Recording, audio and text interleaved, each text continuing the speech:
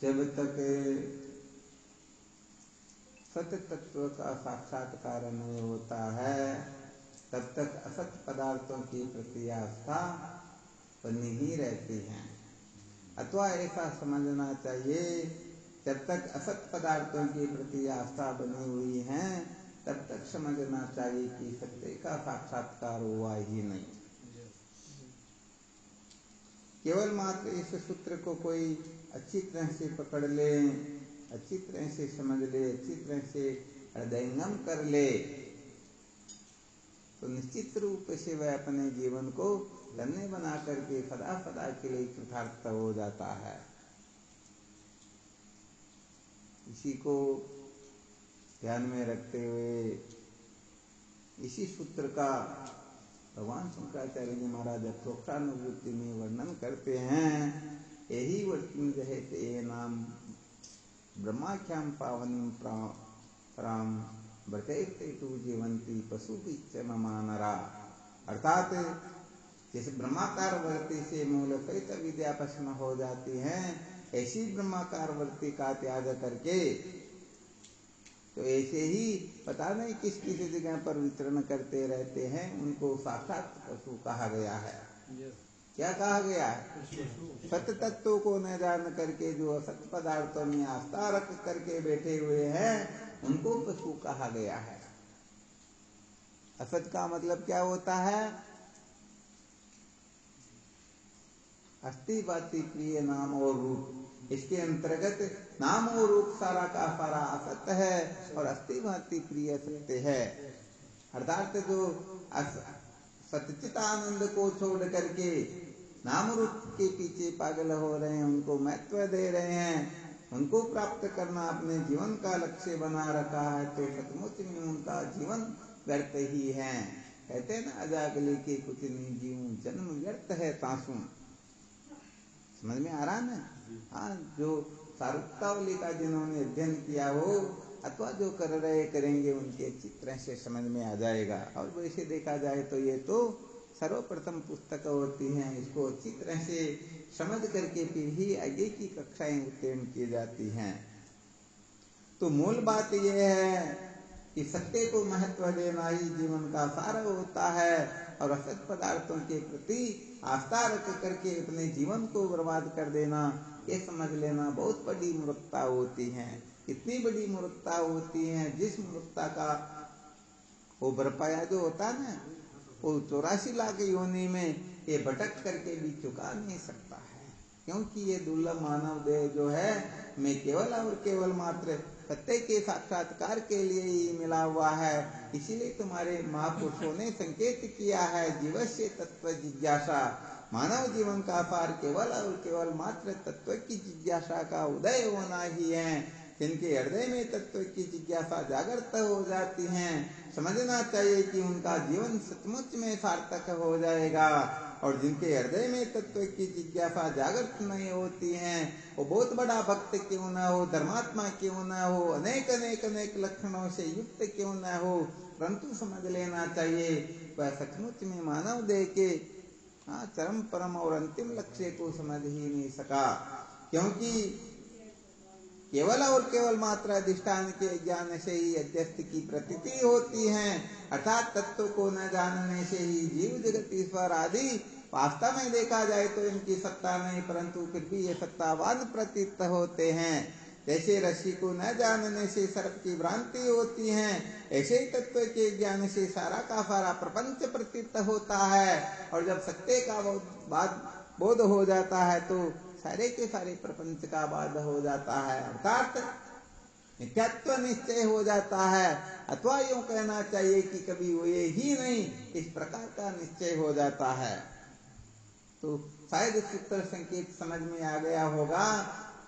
केवल और केवल मात्र सदैव समझ एक मेवा नित्यम ब्रह्म।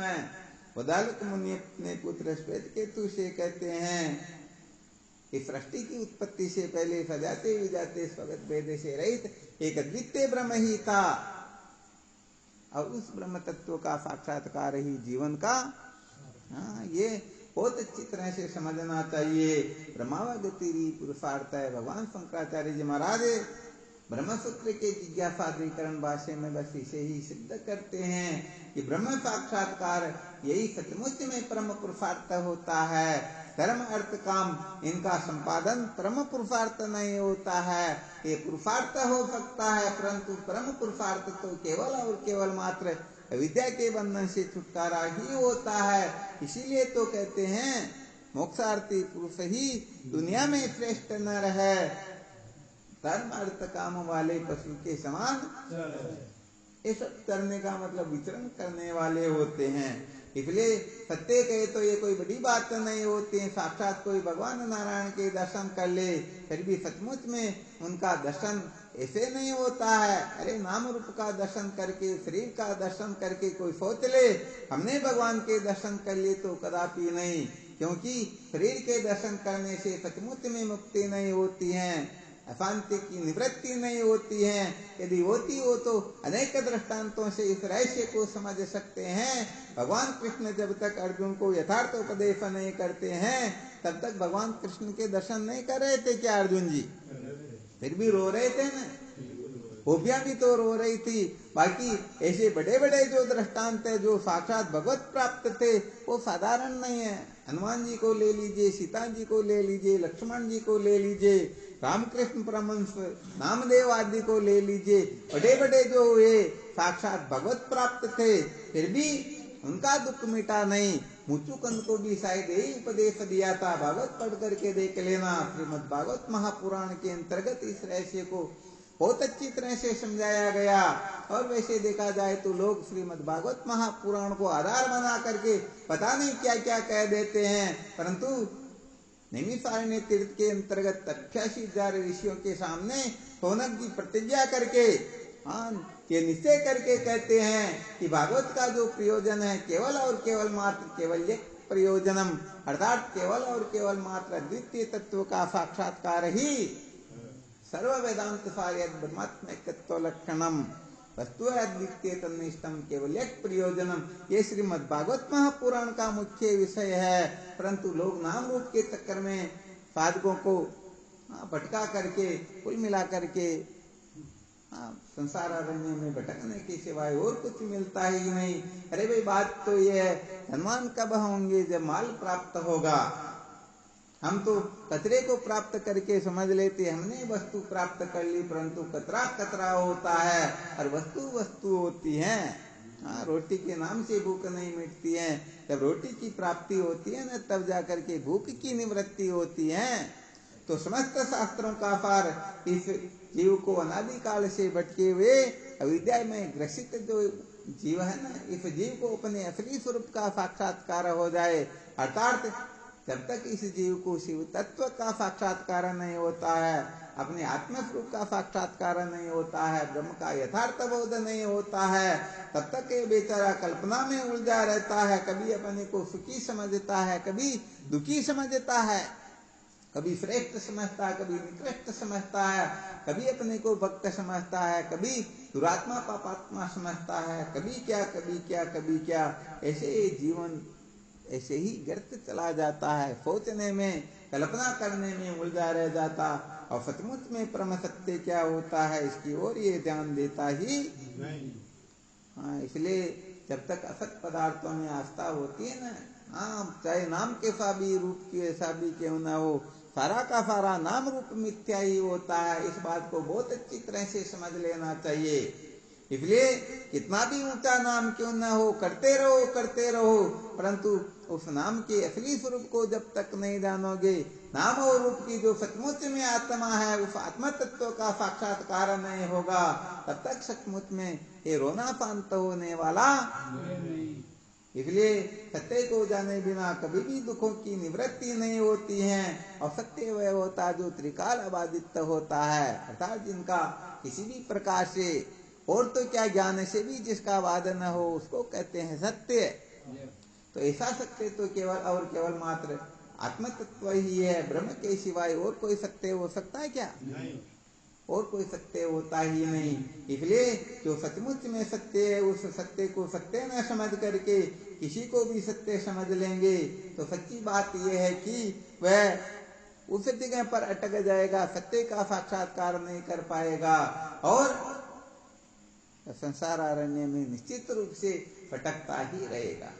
क्योंकि सत्य को जान करके ही मृत्यु का अतिक्रमण किया जा सकता है, दुखों से छुटकारा प्राप्त किया जा सकता है। सत्य को जान करके ही हम अजर अमर हो सकते हैं, कृतार्थ हो सकते हैं, धन्य हो सकते हैं। जो करना चाहिए वो कर लिया होता है। और सत्य को नहीं जाना तो समझो कुछ भी नहीं जाना, क्योंकि सारा का सारा ध्वंस होने वाला होता है। इसलिए वास्तविक बात यह है, अच्छी तरह से इस रहस्य को समझ लेना चाहिए। केवल और केवल मात्र सत्य की जो जिज्ञासा करते हैं, सत्य को जो महत्व देते हैं, सत्य में जिनकी आस्था होती है, समझ लेना चाहिए उनके जैसा इस सृष्टि में कोई है ही। सबसे यदि कोई उत्तम कक्षा का साधक है तो सत्य को महत्व देने वाला होता है, और जो असत को सत्य समझ करके बैठा हुआ है उनके जैसा नीच नालायक तो संसार में कोई होता ही नहीं। प्रयोजन के अनुसार तो ऐसा हो सकता है, परंतु यदि उसको ये अंतिम सत्य समझ ले, अंतिम सत्य की चर्चा कर रहे हैं, वरना क्रम क्रम से जब हम चलेंगे ना तो क्रम क्रम से जो जिस कक्षा का होता है उसको वही परम सत्य बताना होता है। परंतु यदि उसे ही परम सत्य समझ करके बैठ गए तो सदा सदा के लिए निश्चित रूप से पतन हो ही। इसलिए कुल मिलाकर के सबका सार यही है कि जिस विद्या से ये सारा का सारा जगत जाल प्रतीत होता, सारा का सारा जगत जाल निकलता है, जिस विद्या ने हमें अनादिकाल से भटका रखा है, ऐसी विद्या की जब तक मूल सहित निवृत्ति नहीं कर देते हैं, जब तक मूल सहित वह भस्म नहीं हो जाती हैं, तब तक ये जन्म मृत्यु की श्रृंखला का उच्छेद होने वाला नहीं है। सचमुच में यदि समस्त दुखों से सदा सदा के लिए छुटकारा प्राप्त करना हो, अपने जीवन को धन्य बनाना हो, तो कुल मिलाकर के तत्व जिज्ञासा ऐसे इन दो शब्द को अच्छी तरह से धारण कर लेना चाहिए, महत्व दे देना चाहिए। इस तत्व साक्षात्कार यही मेरे जीवन का उद्देश्य है, और तत्व साक्षात्कार के लिए तत्व जिज्ञासा की आवश्यकता होती है। तत्व जिज्ञासा का मतलब होता है परमार्थ तत्व के सिवाय सबसे विरक्ति। हम क्या करते हैं, पता नहीं किस किस को जानने के चक्कर में पड़े रहते हैं। थोड़ी सी अपनी निंदा स्तुति सुन ले तो बस उसको सुनने के चक्कर में पड़ते या नहीं पड़ते कि क्या कह रहा। स्तुति करते तो भी बड़ी खतरनाक होती, निंदा भी बड़ी खतरनाक होती है। तो पता नहीं हम कहाँ कहाँ पर उलझे हुए रह जाते हैं और जीवन ऐसे ही चला जाता है। इसलिए कुल मिलाकर के तत्व जिज्ञासु बनो। तत्व जिज्ञासा से ही, तत्व जिज्ञासे न भूयो न दुखम, बिना तत्व जिज्ञासा के दुखों का अंत होता ही नहीं। इसे स्वर्ण अक्षरों में लिख लेना चाहिए, और यही सचमुच में जीवन का सार होता है।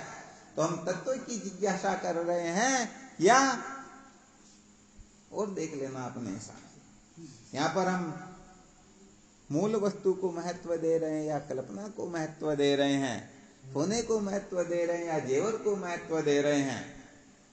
इस तरह से सर्वत्र समझते रहना। कारण कार्य की दृष्टि से समझो, दृष्टा दृश्य के विवेक से समझो, अथवा अधिष्ठान अध्यस्त के दृष्टिकोण से अपने हिसाब से देखते रहना।